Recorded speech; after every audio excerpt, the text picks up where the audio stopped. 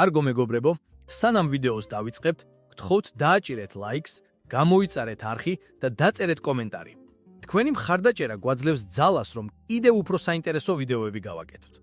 ახლა კი გადავიდეთ დღევანდელ თემაზე. შესაძლო სუპერ შერკინაზე, რომელიც უკვე აინტერესებს მთელ MMA სამყაროს. დიახ, საუბრობთ ისლამ მახაჩევსა და ილია ტოპურიას პოტენციურ დაპირისპირებაზე, რომელიც შესაძლოა გაიმართოს თეთრ სახლში გამართულ განსაკუთრებულ საღამოზე.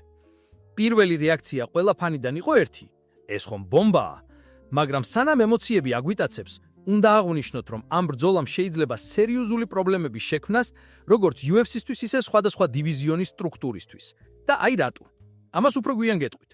ახლა კი მოусმინოთ, რას ამბობს თავად ისლამ მახაჩევი, რომელმაც ცოტა ხნის წინ მიიღო ილია ტოპურიას გამოწვევა თეთრი სახლის კარდზე ჩასართავად. რამდენიმე დღის წინ ის ესაუბრა მედიას, თუმცა ყველა იმდენად იყო ჩართული ტომ ასპინალის თვალში დარტყმის სკანდალში, რომ ბევრმა ეს განცხადება არც კი შეამჩნია. მაგრამ ჩვენ არ გამოგვრჩება. მოусმინოთ მის სიტყვებს და შემდეგ გავაანალიზოთ, რას ნიშნავს ეს ყველაფერი მომავლისთვის. უყურებ მის ბრძოლას. კარგია, იცი? ახლა არ ვიცი ვინ იქნება შემდეგი ილიასთვის. მე მოხ ჩემი ბრძოლები წინ, ვიცი რომ ისიც მალე იბრძვის და ვნახავთ რა მოხდება. თქვა მახაჩევმა. გულწრფელად რომ ვთქვათ, ისლამ მახაჩევის მოსმენა ზოგჯერ ისეთია თითქოს ძილის წამალს სვავ. ჩემი მეგობარი რიკი ბლიცი მას ხუმრობით სლიფი მახაჩევს ეძახის და ალბათ იცით რატომ. ის ყოველთვის ერთნაირი ტონით ლაპარაკობს. თითქოს არანაირი ემოცია არ აქვს. ფანები ამას ხუმრობით ამბობენ, მაგრამ რეალურად ბერს ურჩევნია მოისმინოს ვინმე, ვინც ცეცხლს ანთებს, არა მშვიდად ჩურჩულებს. მაგრამ თავარი ისაა, რომ მახაჩევმა პირდაპირ თქვა, ის თეთრ სახლში ბრძოლას უნდა და მეც მინდა იქ ვიყო. ეს ფრაზა ბევრს მოხვდა გულში.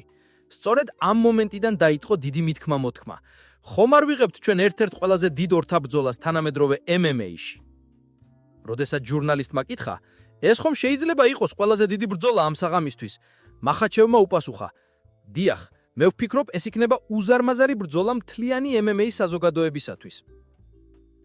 და ეს სიმართლეა. ორივე მებრძოლი ახლა პიკის ფორმაშია. ორივეს დიდი პოპულარობა აქვს, ორივეს მკაფიო იდენტობა, განსხვავებული სტილი და ქარიზმა. ილია ტოპურია, რომელიც ფენომენური კომბინაციებით და დომინანტური ბოქსინგით გამოირჩევა, ბევრისთვის უკვე ახალი ეპოქის სახეა. ისლამ მახაჩევ კი ტაქტიკური გენიაა, რომელმაც რინგზე თითქმის ყველა საჯობა. ახლა წარმოიძინეთ ეს ორი ბრძოლაში თეთრ სახლში, სადაც კამერების წინაშე შეერკინებიან ორი განსხვავებული სტილი, ორი განსხვავებული ფილოსოფია. მინდვრის ბიჭი საქართველოდან, რომელიც ახლა უკვე სპანურ კლუბში ვარჯიშობს, და ტრადიციული დაღესტანური სკოლიდან გამოსული მახაჩევი, რომელიც ცდილობს დაამტკიცოს, რომ ის საუკეთესო არა მხოლოდ თავის წონით კატეგორიაში, არამედ მთელ UFC-ში. მაგრამ აქვე ჩნდება რამდენიმე პრობლემა. დაუშვათ მახაჩევმა დაამარცხა ჯემდი და გახდა ველტერვეიტის ჩემპიონი. ასეთ შემთხვევაში ილია ტოპურია აუცილებლად მოისურვებს ამ წონაში გადასვლას. და მაშინ რა მოხდება? ლაიტვეიტის ქამარი დარჩება უარყოფილი, ისევ მივიღებთ სიტუაციას, როცა ტიტული ცარიელია და არავინ ადაამარცხა რეალური ჩემპიონი. სწორედ ამან გააჩინა იმავე პოლემიკა, რაც ადრე ვნახეთ, როდესაც ჩარლს ოლივეირამ დაკარგა წონა ჯასტინ გეიჯისთან ბრძოლასამდე და ქამარი გახდა ვაკანტური. UFC-ში უკვე არაერთხელ გქონია ცალიერი ტიტულის სცენარი. მაიკლ ჩანდლერ ვესურს ჩარლს ოლივეირა, ილია ტოპურია ვესურს ჩარლს ოლივეირა და ახლა კი შესაძლოა კიდევ ერთხელ იგივე განმეორდეს. გულშემატკივრებს კი უკვე მობეზრდა ესეთი სიტუაციები, როცა ჩემპიონი სინამდვილეში არ ამარცხებს მოქმედ ჩემპიონს. ამ ფონზე ბევრმა დაიწყო საუბარი, რომ შესაძლოა ტოპურია გადაინაცვლოს ველტერვეიტში და ისევ იწვაიოს მახაჩევი, რაც კიდევ უფრო ამღვრევს წყალს. მაგრამ ფანებს მაინც აინტერესებს, ამ ბრძოლას ხომ შეუძლია რეალურად ყველაფერი შეცვალოს? დიახ, ეს მას შეუძლია. თუმცა არ უნდა დაგვავიწყდეს მეორე სცენარი. თუ მახაჩევი წააგებს ჯემდისთან, დარჩება კი ის ველტერვეიტში, თუ დაბრუნდება თავის წონაში. თვითონ ამბობს, რომ თუ მას სურთ 155 ფუნდი და ვარმა მაშინ UFC-მ უნდა გადაუხადოს სერიოზული ტანხა. წინააღმდეგ შემთხვევაში ის დარჩება უფრო მაღალ წონაში, რაც ნიშნავს, რომ ტოპურიას მოუწევს არჩევანის გაკეთება, იბრძოლოს მახაჩევთან უნიშნელო მატჩში ქამრის გარეშე, თუ დაელოდოს სხვა შესაძლებლობას ტიტულისთვის. რაც არ უნდა იყოს, ილია ტოპურია მაინც არ მოიშლება. მან უკვე განაცხადა, რომ მე მეძებნე ნებისმიერ წონაში, მე მოვალ. ის მზადაა ავიდეს ზემოთ, მზადაა იბრძოლოს იმავე კაცთან, რომელსაც მრავალი თვლის მსოფლიოს საუკეთესო გრაპლერად და ეს ყველაფერი მხოლოდ იმისთვის, რომ დაამტკიცოს ტექნიკა, სიცფრე და სიზუსტე ზოგჯერ ჯობებს ყველაზე ძლიერ ძალასაც. ეს ბრძოლა არის სუფთა სპორტული ეპოსი, სადაც ერთმანეთს ხვდებიან ორი განსხვავებული სამყარო. ერთი დაღესტანის მწვავე დისციპლინა და ინკილის დისციპლინა, მეორე ილია ტოპურიას ცეცხლიანი აგრესია და თავდაჯერებულობა. და თუ კი ეს ორთაბრძოლა მართლაც შედგება თეთრ სახლში, ეს იქნება UFC-ს ისტორიის ერთ-ერთი ყველაზე ხმაურანი საღამო. მეგობრებო, ასე რომ მოდი დავძრათ მეორე ნაწილი, ის, სადაც ყველაფერი შეიძლება აირიოს და სადაც სწორედ UFC-ს სისტემა დადგება ყველაზე დიდ გამოცდაზე. წარმოიდგინეთ სცენარი.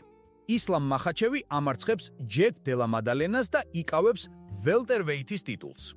ამ დროს ილია ტოპურია, რომელიც უკვე დომინანტია lightweight-ში, აცხადებს, რომ აპირებს ამ წეს ბრძოლას მახაჩევთან.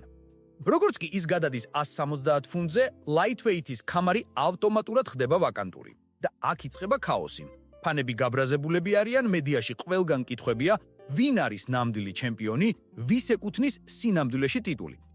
ასეთ სიტუაციებში როგორც წესი ჩნდებიან ისეთი მებრძოლები, როგორებიც არიან არმან ცარუკიან, ჩარლზ ოლიეირა, ან თუნდაც მაქს ჰოლოვეი, რომლებიც მზად იქნებიან ტიტულზე იბრძოლონ, მაგრამ ყველას გულში იწვის ერთი აზრი. ისინი ხომ არ დაამარცხებენ მოქმედ ჩემპიონს, ისინი უბრალოდ იმ ქამარს მოიპოვებენ, რომელიც სხვამ დატოვა.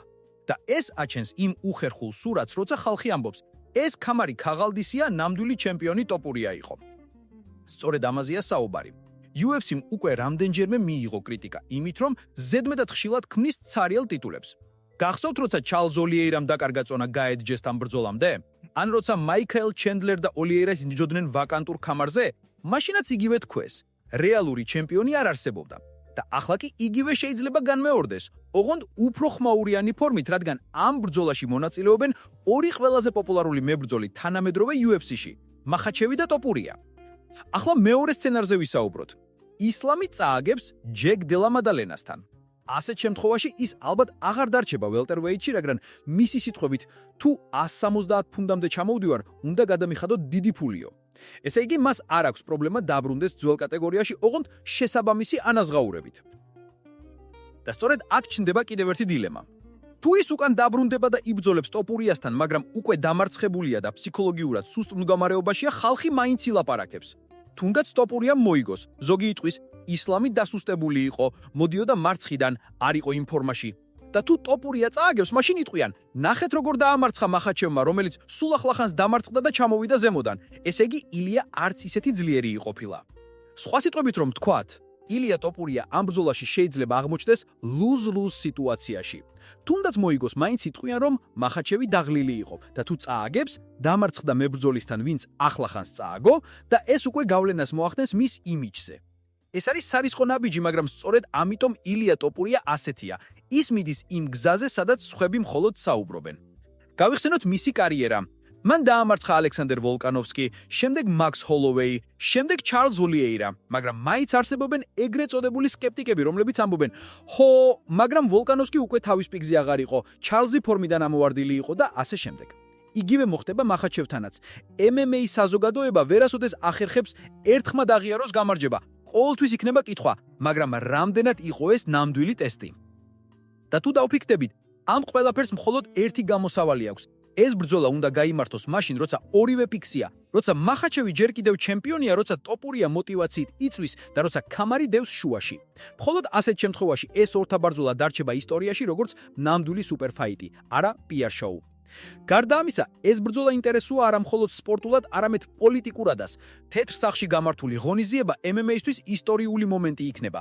ისლამ მახაჩევი და ილია ტოპურია იქ გახდებიან არა მხოლოდ მებრძოლები, არამედ ქვეყნების, კულტურების და სტილების წარმომადგენლები. მახაჩევი მშვიდი, სტრატეგიული, ტექნიკურად გამართული გრაპლერი, ტოპურია მძინავი, ემოციური, აფეთქებამდე დაძაბული სტრაიკერი.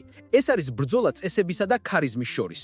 და მაინც მიუხედავად ამ ყველა პრობლემის უნდა ვთქვათ ერთ რაღაცას. ეს ბრძოლა გულშემატკივრებს აჩუქებს იმ ენერგიას, რომელიც ბოლო წლებში აკლია MMA-ს. ეს არის ბრძოლა, რომელიც არა მხოლოდ სტატისტიკებს ცლის, არამედ ადამიანებს აძლევს თემას, რაზეც იდავონ, იკამათონ და უბრალოდ დაინტერესდნენ. UFC-სთვის კი ეს იქნება ნამდვილი გამოცდა, როგორც გაუმკლავდება ორგანიზაცია ქამარების, კატეგორიების და სტატუსების გადანაწილების ქაოსს. მაგრამ სუფთა სპორტულ თვალსაზრისით ეს ბრძოლა გვპირდება ყველაფერს: ტექნიკას, დრამას, ემოციას და ისტორიას. ასე რომ მეგობრებო, დაელოდეთ, რადგან თუ ეს ბრძოლა მართლაც შედგება, ის გახდება ერთ-ერთი ყველაზე საკამათო, მაგრამ დასამახსოვრებელი დაპირისპირება UFC-ს ისტორიაში. და სანამ დავასრულებთ, კიდევ ერთხელ შეგახსენებთ, დააჭირეთ ლაიქს, გამოიწერეთ არხი და დატოვეთ თქვენი აზრი კომენტარებში. ვის მხარეს ხართ თქვენ? ისლამ მახაჩევი თუ ილია ტოპურია?